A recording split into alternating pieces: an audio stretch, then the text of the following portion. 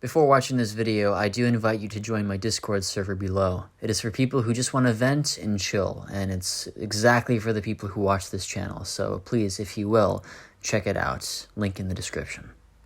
I need to just... I need to get some feelings out for the next couple of minutes. There's something on my mind, and since many of us are familiar with, right-wing content, people who try to tell us how to combat the nature of our time.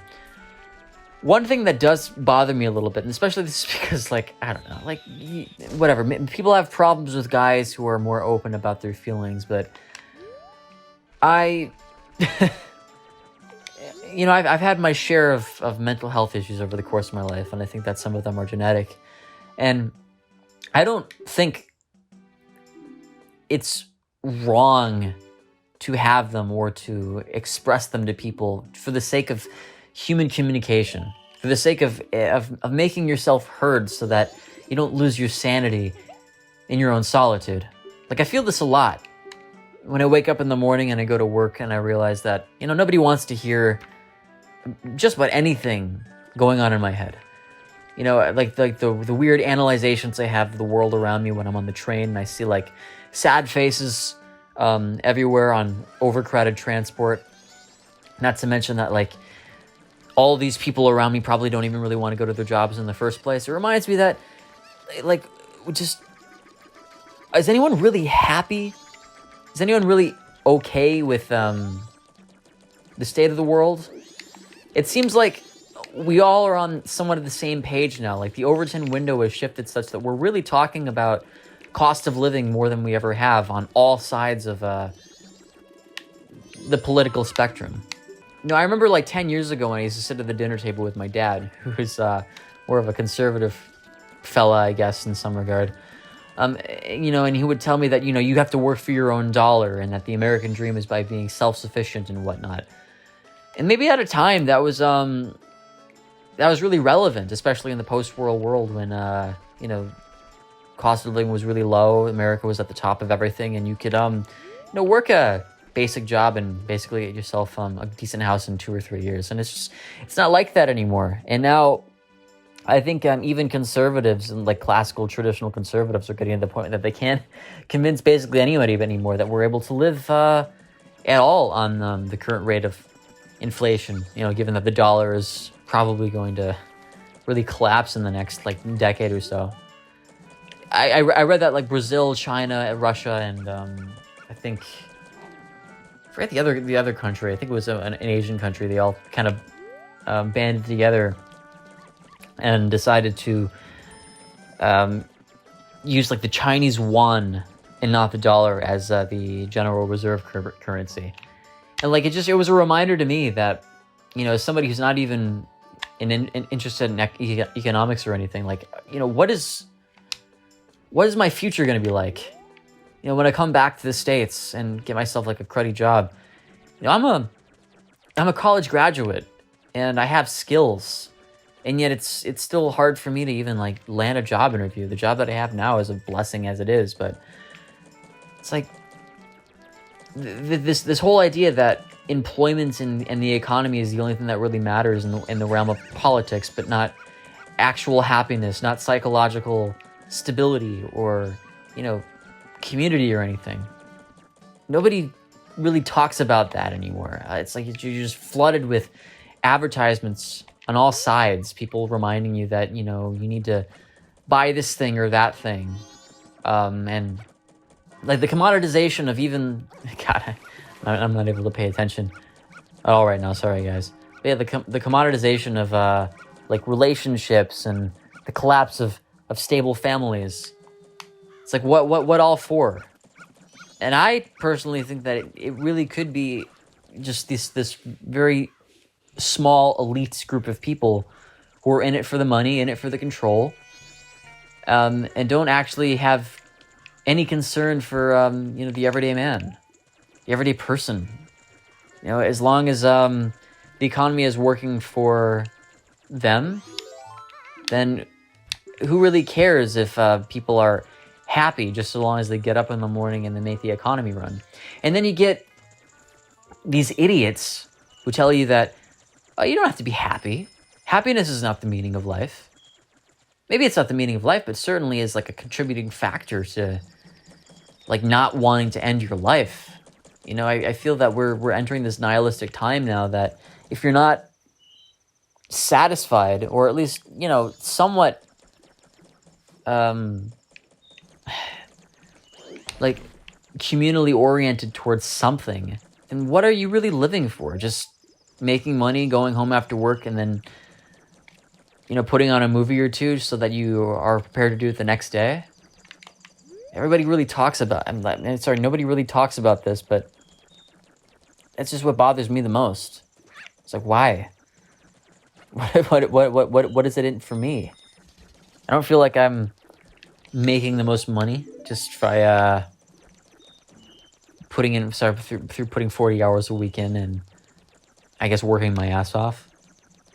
And I think a lot of you guys too, whether you work in the food industry, whether you're in engineering, whether you are a college graduate and you have employment or not,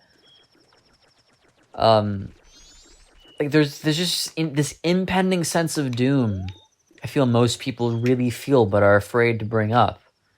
Because if they do bring it up, then you have like these know-it-alls on Twitter or elsewhere on the internet claiming that you're an absolute idiot for feeling how you do. Like, I'm not trying to make any major claims. It's just, I feel all thinking people I know suffer from this existential depression now. And it doesn't seem sustainable.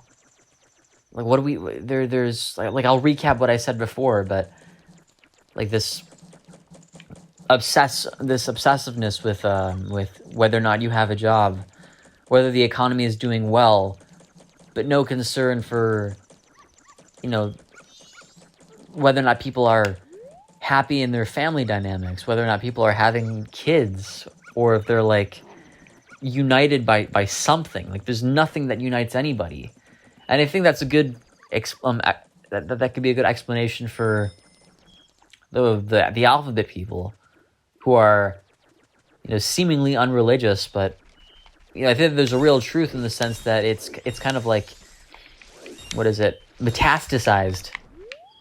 Like wokeness is metastasized and kind of become a religion in itself, and that's become the antidote for people to cope with their own nihilism. Like, there's a real sense of meaning that people get out of that, but the irony of wokeness is it's really destructive and only you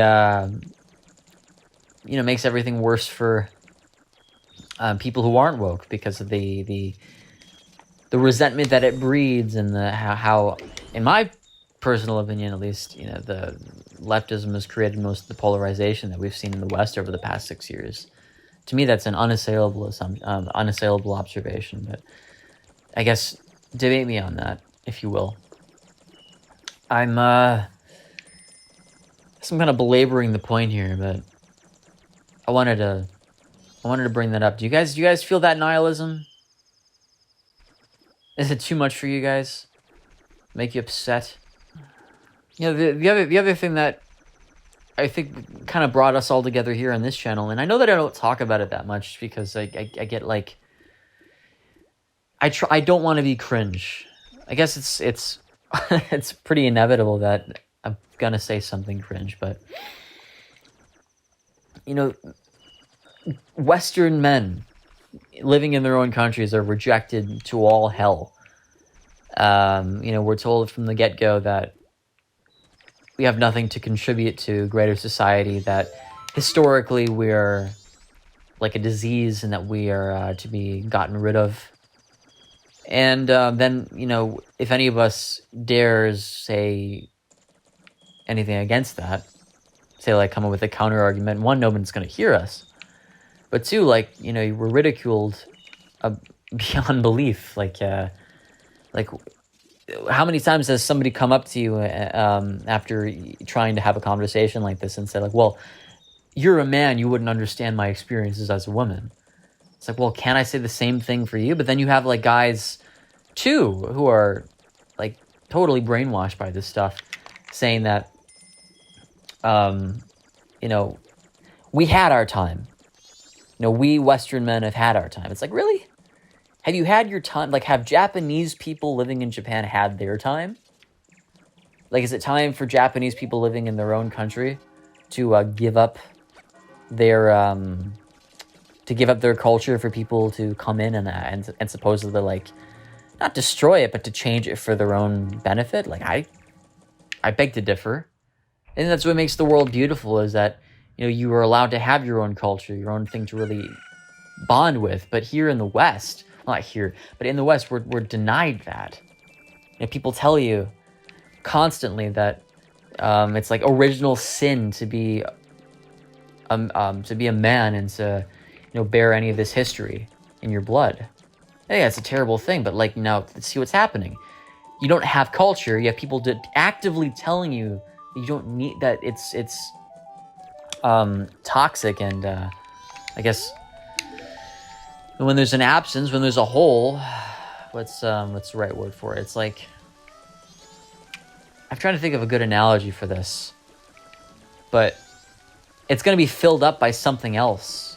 It's what makes me upset, especially since, like, living here in Japan, I see that, you know, there's still a sense of, like, we're Japanese. You know, this is our culture, and they still use, like, 19th century art and advertisements and stuff to remind people that, like, hey, this is Japan and this is our culture. There's still tradition and all sorts of things that people uphold that I wish we did ourselves. That's it. But like I said, like, everybody will crucify us for that, and I went up on the internet a few years ago and tried to get my opinion out, and I said it as at the time, I guess, as clear as I could, and all I got was reproachful remarks. Now, the smart person, or the person who won't agree with me on this particular point, will probably tell me that, you know, not everybody agreeing with you or everybody telling you that you're wrong about something is an indication that you are wrong, that you're the idiot. But I still, one, I'm reminded of Christopher Hitchens' quote that one should not fall for the false security of consensus. And two, like, if you put yourself out there among all the hate, you know, there are people who come up to you and tell you that, like, hey, you know, you're not alone. If there are millions of people in England, France, Germany, America who are, like, living these nihilistic lives, feeling like they're not worthwhile to anything, and then, you know, you throw them one bone, you're like, hey man, you are hurting. You know, it's like all the people come to you, and it's surprising. And I guess the difference between me and a lot of the folks who do feel this way is the cat's already out of the bag. Everybody knows that I'm not with the alphabet people. I lost a lot of my friends. A lot of people just went up and were like, nope, fuck that guy. Don't want to have anything to do with him now. Which is, you know, I don't want to say it's unfair, but it shocked me because I thought that in being more open about my views, that there would be, like, way more people coming out and sympathizing with me. But, oh shoot, you have to do it again. I have to do it in one day. Alright. Well, whatever. I know that I'm not playing the game really well. Like, I think I'm going to end the video right here because I've been rambling a lot now. But if you enjoyed this, if you had any fun watching this video, let me know. And again, I invite you to our Discord server, because I think that if you're looking for a place to vent, that is precisely the place that you should do it. The only rule that we have there is basically, like, don't be a dick, and yeah, that's honestly the only rule I have for now. Don't be a dick.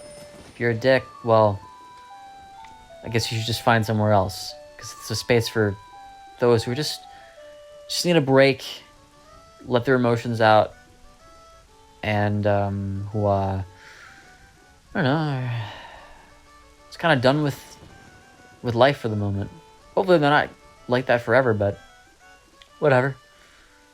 Yeah, thanks, and we'll see you later.